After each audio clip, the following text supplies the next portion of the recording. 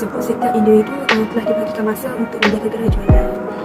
Setiap masa tu ada 2 orang rakan yang akan menjaga gerai. Assalamualaikum dan salam perkenalan. Saya Nabila Hanani binti Noiza daripada Grup Cahaya dan saya mengambil jurusan Diploma in Education Textile. Saya ditugaskan sebagai setiausaha penjualan amal Ihya Ramadan pada 8 Mac yang lalu di MSC College Kota Baru. Tugas saya sebagai setiausaha ialah pertama, menyediakan laporan, minit mesyuarat dan memaklumkan kepada semua ahli kumpulan yang lain mengenai program.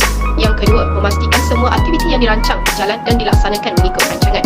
Dan yang terakhir, melakukan tugas-tugas lain yang diarahkan oleh ketua kumpulan. Apa yang akan saya buat seandainya rakan saya tidak mengendalikan tugas yang diamanahkan sebaiknya ialah saya akan membantu dan menasihati rakan tersebut dengan cara yang baik seperti memberi tunjuk ajar dan penekanan tentang kepentingan peranan mereka dalam mencayakan program tersebut. Apakah yang akan saya lakukan jika saya menawarkan seseorang perkhidmatan atau produk tetapi dia menolaknya dan meninggalkannya? Pertama, saya akan menyimak semula strategi jualan dan yang kedua, berfikiran positif. Contohnya, menawarkan demonstrasi produk atau perkhidmatan, menyediakan hasil jualan dan menyesuaikan produk atau perkhidmatan mengikut kesesuaian pelanggan. Berdasarkan pengalaman saya semasa aktiviti jualan amal, saya dapat mengaitkan dan menerapkan ihsan dalam berdepan dengan orang ramai. Nilai ihsan perlu sentiasa diterapkan dalam diri setiap ahli kumpulan bagi memastikan ahli sentiasa melakukan kebaikan walau di mana kerana setiap makhluk berada di bawah pengawasan Allah SWT. Atas sebab itu, seseorang berasa malu terhadap Allah SWT untuk melakukan perkara tidak baik dan zalim. Sebagai contoh, apabila diuji dalam kesibukan menguruskan jualan, pasti berlaku kesalahfahaman dan amarah daripada pelanggan. Kita sebagai penjual akan memberi tindak balas. Oleh itu, kita perlu menyiapkan diri supaya merasakan Allah SWT sentiasa melihat perbuatan kita walau di mana kita berada. Persiapan ini perlu dilatih sejak awal untuk menahan diri daripada terus bertindak balas dengan apa yang berlaku. Setiap ujian yang datang adalah sebagai latihan untuk menahan diri daripada marah dan bertindak zalim. Muhasabah diri bahawa Allah SWT sedang melihat dan berusaha memperbaiki diri ke arah kebaikan. Ujian yang dilalui ialah satu latihan dan proses dalam memperbaiki diri ke arah yang lebih baik. Sekian, terima kasih. Assalamualaikum warahmatullahi wabarakatuh dan selamat pagi. Kenalkan, saya Nada Nusara binti Sohiri daripada kumpulan saya. Saya daripada kos Diploma in Textile dan ID saya ialah 2082 Dalam video ini, saya akan kongsi pengalaman saya yang ditugaskan sebagai ahli logistik dalam menyelesaikan projek jualan financing sempena sumbangan Ihya Ramadan. Projek ini telah dijalankan pada 8 Mac yang lalu. Sebelum saya pergi lebih lanjut, ahli logistik ini bermaksud orang yang bertanggungjawab dalam aspek pergerakan barang. Melalui tugas yang diberikan kepada saya iaitu sebagai salah seorang daripada ahli logistik, saya telah belajar banyak perkara. Yang pertama, saya telah mendapat ilmu baru yang mendalam tentang logistik. Saya telah bertanggungjawab dalam menyampaikan bahan mentah terlebih dahulu seperti cincau dan ditimbang, dan kemudian selesai produk ke tempat yang ditentukan dalam kuantiti yang diperlukan pada masa tertentu. Seterusnya, saya akan menjawab soalan yang diberikan. Soalan yang pertama iaitu apa yang akan saya lakukan jika kawan saya tidak menjalankan tugas yang telah diberikan kepadanya. Pada pendapat saya akan menegur kawan saya dengan nada yang lembut supaya dia tidak tersinggung. Hal ini kerana Nabi Muhammad SAW telah mengajar kita tentang adab-adab dalam menegur orang. Selain itu, saya juga akan cuba mengajak kawan saya itu untuk turut serta dalam menjayakan jualan pada hari tersebut. Soalan kedua ialah apa yang akan saya lakukan jika produk jualan atau servis yang saya tawarkan ditolak oleh pelanggan dan mereka pergi begitu sahaja. Bagi saya, jangan terlalu memaksa apabila menjual.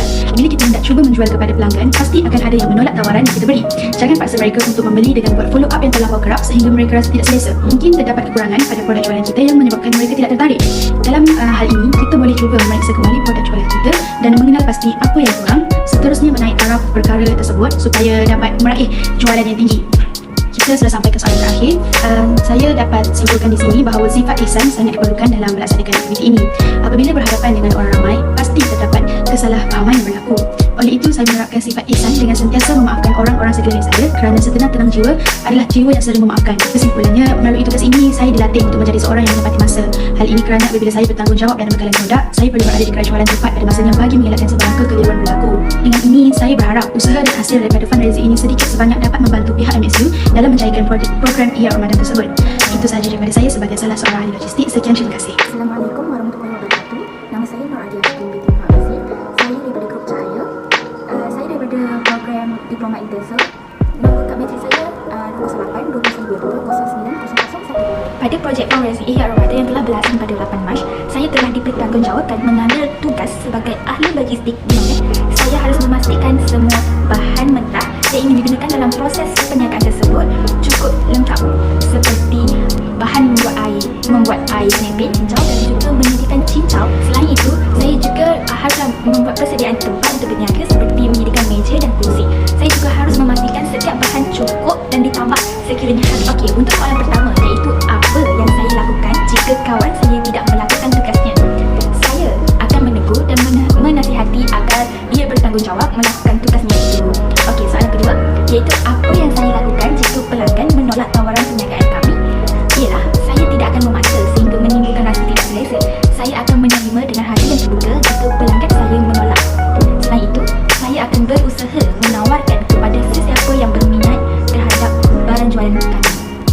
Akhir sekali, soalan ketiga iaitu bagaimana saya menerapkan sifat ihsan dalam diri semasa berniaga. Saya akan berlaku jujur dalam perniagaan saya. Saya tidak akan mengambil hak orang lain dalam perniagaan saya, dan saya juga tidaklah mengambil untung yang terlampau tinggi. Dalam projek ini, saya dapat belajar tentang pentingnya sifat tanggungjawab dalam kehidupan. Saya sedar bahawa tanpa tanggungjawab, sesuatu perkara tidak akan dapat diselesaikan dengan baik. So, dengan adanya projek ini, saya dapat belajar tentang sifat bertanggungjawab dan dapat menerapkan sifat tanggungjawab itu dalam diri saya. So, itu sahaja daripada saya. Terima kasih. Nurfatin Azira binti Muhammad Zaki. Untuk reflection soalan pertama, apa yang saya akan lakukan jika rakan saya tidak melakukan tugasan yang diberikan? Bagi saya akan menasihati dia agar dapat memberi kerjasama untuk menyelesaikan tugasan perkumpulan ini. Seterusnya, saya juga akan membuat perbincangan secara bersama dengan dia untuk mengetahui sama ada dia mempunyai halangan ataupun masalah untuk menyelesaikan tugasan ini. Contohnya seperti masalah kesihatan atau kekangan dari segi masa. Selain itu, saya juga akan memberi tunjuk ajar kepada dia jika dia tidak mengetahui cara untuk menyelesaikan tugasan ini.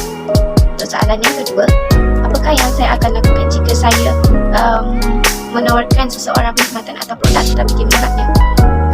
Bagi saya akan membuat perubahan dari segi cara penawaran produk seperti membuat poster dan mempromosikan di media sosial. Seterusnya, saya juga akan meyakinkan seseorang itu dengan menjelaskan tentang keistimewaan produk yang kami tawarkan. Selain itu, saya akan menjaga kualiti produk agar dapat memuaskan hati pelanggan apabila membelinya. Samping itu, kami juga mempromosikan produk pada masa yang sesuai seperti pada waktu petang selepas orang balik bekerja. Untuk soalan yang ketiga, bagaimana saya mengaitkan dan menerapkan ihsan dalam berdepan dengan orang ramai semasa aktiviti mengumpul dana ini? Ihsan atau berbuat kebajikan dalam perniagaan sememangnya menjadi tuntutan dalam Islam. Jadi aktiviti ini dapat dikaitkan dengan ihsan apabila kita menjaga pertuturan kita dengan pelanggan dan memahami kehendak pelanggan. Seterusnya, dapat menekankan sifat adil dan jujur dalam perniagaan. Oleh itu, kita mestilah membudayakan dan mengamalkan sifat ihsan dalam setiap urusan supaya setiap masalah dapat ditangani bersama dengan baik. Saja. Assalamualaikum, nama saya Nurfatin Amani binti Abdul Halim, program Diploma Religious Habit Education, nombor ID 20820202020. Soalan 1, apakah yang saya akan lakukan jika rakan saya tidak menjalankan tugas yang diberikan kepadanya? Saya akan memberitahu dia supaya melakukan tugas yang telah ditetapkan, kerana setiap ahli grup telah diberikan tugas masing-masing. Telah diberikan tugas masing-masing dalam program pengumpulan dana ini. Setiap individu haruslah saling bekerjasama dan saling bantu-membantu.